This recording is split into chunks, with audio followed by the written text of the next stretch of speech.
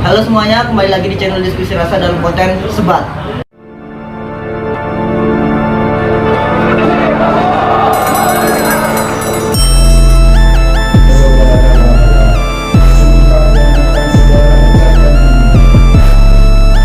Dari pihak swasta, ketiganya akan ditahan hingga 29.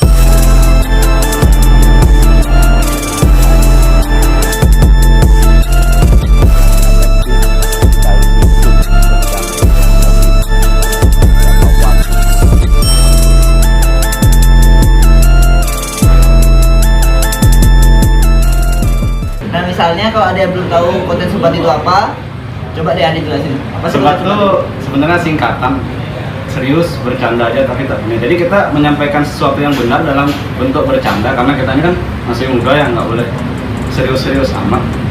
Tapi konteksnya tetap kita menyampaikan dengan referensi juga sih dari beberapa buku atau artikel, tapi dalam konteks tetap bercanda. Tapi seperti biasa, pastinya kita selalu bawa berita-berita dong, dibaca dong. Ini berita dari liputan6.com ya. Wah. Liputan 6. Putri Kerajaan Norwegia mengaku dapat ancaman pembunuhan karena pacaran dengan pria kulit hitam. Nah, bahkan sampai kerajaan pun terlalu rasis, yang kerajaan seharusnya tuh Memberi pantang. kayak memberi contoh yang baik bahwa semua manusia tuh derajat atau sama kan. Tapi ini sampai membuat kulit hitam tuh sebagai acung gitu, kayak misalnya apa? Benar-benar dikucilkan. Tapi karena perbedaan kulit, si kulit hitam ini mau dibunuh sama mungkin warganya nggak, emang karena nggak setuju ngapain tuh pacaran sama kulit hitam. Iya. Jadi sebenarnya rasis. istilah teori cinta itu buta nggak bisa masuk ke daerah yang tingkat rasisnya tinggi, Cok. Karena kalau udah masuk ke daerah yang tingkat rasisnya tinggi, jadi cinta itu melihat. Karena kalau buta dibunuh, ya dong. Iya. Kalau kita mandang fisik, berarti kan kita buta, nggak mandang fisik kita buta nih. Kalau udah masuk ke daerah tingkat rasis tinggi, cinta itu melihat jadi. Jadi untung kita di Indonesia masih bisa berlaku cinta itu buta. Tapi enggak juga sih, kadang peraturan kayak gini kan mungkin aja gimana cara kan di sini nih Putri nih si anak dari raja kan, gimana cara biar kerajaannya itu nggak buruk namanya, bisa aja kayak gitu. Loh, emang Maksudnya biar nggak merusak. maksudnya emang apa salahnya kita berpacaran sama orang kulit hitam? Emang dia Nah itu maksudnya si kerajaannya itu yang takut ngambil sisi image-nya dari jelek gitu loh. segi kerajaan. Ininya. Takut dia punya image jelek, habis itu yang pacarnya itu yang dijadikan korban gitu mungkin. Tapi menurutku kurang tepat, Cok. Soalnya misalkan kalau konteks pacaran beda kulit, habis itu kita dibunuh.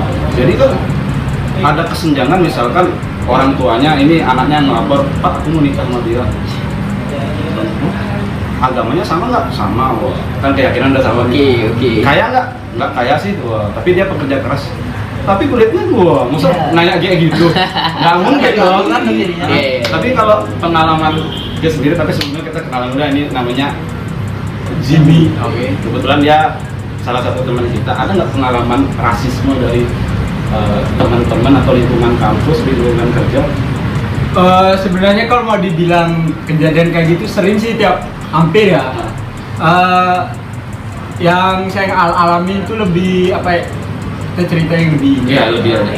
Oke. Kayak biasa di kampus yang saya lihat di tempat kuliah saya, itu tuh biasanya mereka mau berteman aja, itu tuh biasanya melihat misalkan ini dari orang ini dari daerah mana, itu mereka masih milih. Tapi sebelum masuk kampus, kadang di sekolah pun kita juga mengalami perbedaan kayak gitu. Biasanya orang cantik kumpul sama orang cantik. Ya. Dari SD biasa kan. Ya. Orang jelek mana pernah kumpul sama orang cantik? Nggak pernah lihat kan? Maksudnya foto di Instagram biasa kan orang yang kaya-kaya tuh pakai daster, bahannya kelihatan. Iya, Nggak ada orang-orang jelek di salah satu mereka. Sebenarnya perbedaan itu bukan hanya di kampus, menurutku. Iya, Udah banyak diajarkan, sih, ya. diajarkan di sekolah sendiri. Bahkan kita pun tanpa menyadari kita yang melakukan rasisme sendiri itu, Cok. Tapi bentuk paling parah rasisme kayak gini. Yang paling parah biasanya itu di tempat tinggal ya, di kos ya. Baru-baru kemarin sih sebenarnya ada orang, nggak boleh disebutin ya. Iya, nggak boleh disebut. Orang ya, dia gini, dia ada sama saudaranya dia kebetulan kita lagi di belakang nih, dia ngomong pakai bahasanya dia, dikira dia mungkin kita nggak ngerti kali ya. Padahal ngerti. Dan dia ngomong, dia sebut gini, yang lebih parah tuh dia bilang gini, pendatang tuh, yang aku lihat tuh pendatang di sini tuh kayak makin jadi, makin Jadi itu maksudnya konteksnya makin jadi kayak gimana? makin Hal buruk ya? Ya, hal buruk sih sebenarnya. Menurut dia sih sebenarnya, menurut kita biasa aja yang kita lakukan sehari-hari itu biasa aja. Tapi menurut dia, kata dia sih udah melebihi ini batas aturan. Oh, mungkin dia ya. lama gitu modelnya. maksudnya gini Cuk, dia tuh mukul rata bahwa pendatang satu dia ngeliat buruk, yang sama. akhirnya dianggap sama. Iya, dianggap sama ini.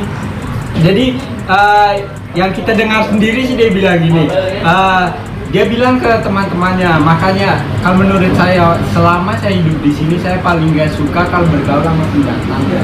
Wow. Jadi itu sakit sebenarnya. Udah nggak manusiawi. Iya, sebenarnya ini juga udah manusiawi. Iya, betul.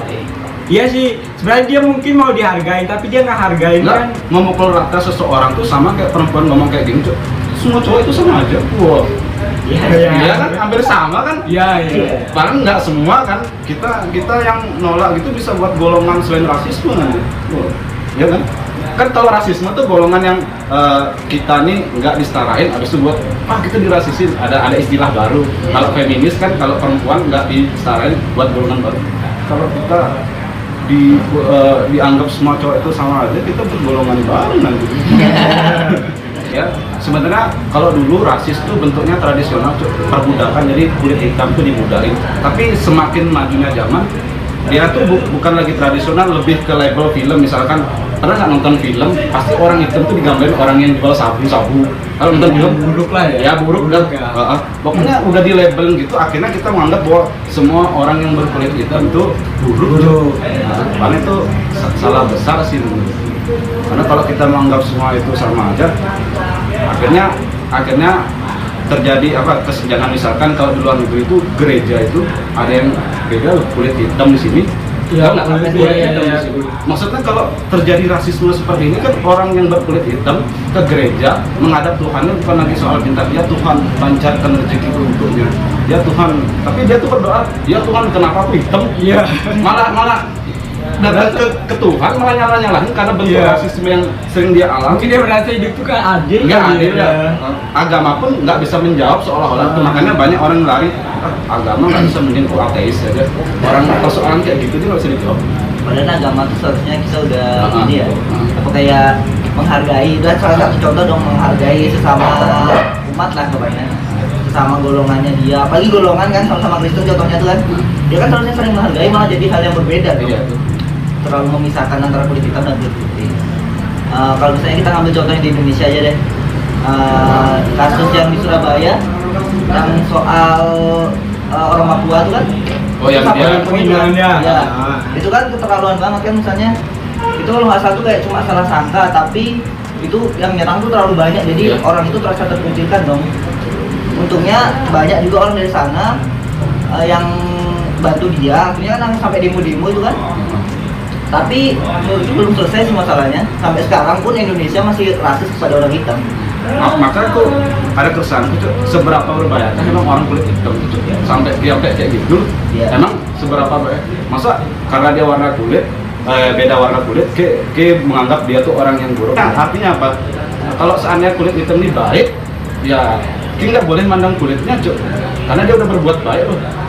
Nggak boleh memandang dia ini adalah orang yang buruk karena perbedaan warna kulit. Berarti warna kulit menjadi sebuah garis yang mengawali adanya rasisme gitu kan? Iya. Iya. Ya, karena kan sejarahnya pun kayak gitu, Cuk. Jadi sejarahnya itu aku baca dulu tuh faktornya terjadi rasisme itu ada dua hal, agama sama ilmuwan, pengetahuan. Pengetahuan itu kan biasa identik dengan penelitian.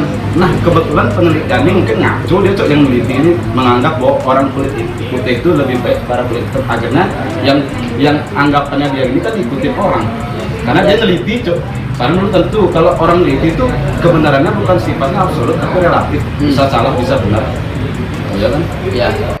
Menghindari sakit hati dari rasisme itu kayak gimana sih ngadepinnya? Biasanya sih cuek aja ya, lebih ke cuek. Soalnya gini, di Indonesia sendiri sebenarnya dia lebih ke agama sih kalau rasismenya ya. Kalau yang saya ini alami sih tiap hari.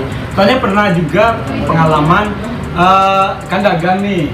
Terus ada orang dia datang lagi pesan gitu, dia pesan kopi, terus udah dibikinin. Terus setelah itu dia lihat kan, habis itu udah jadi kopinya, baru dia nanya, maaf, masnya dari mana? Saya bilang dari timur. Terus mungkin dia udah berpikir, oh pasti Kristen lah, soalnya di sana kan mayoritas mayoritasnya Kristen. Nah langsung di cancel sama dia. Wow. Langsung bilang nggak usah saya bayar, tapi saya buru-buru alasannya. Minum kopi dia? Ya. Emang habis minum kopi langsung murtad loh? Tidak mungkin kan? Enggak. Sampai dia mikir, dia agamanya Kristen. Itu udah Rasisme. rasisme. Tapi kalau aku sih pengalaman berarti di jalan ya sih. Lagi naik motor, tren. Woi cowok! Pas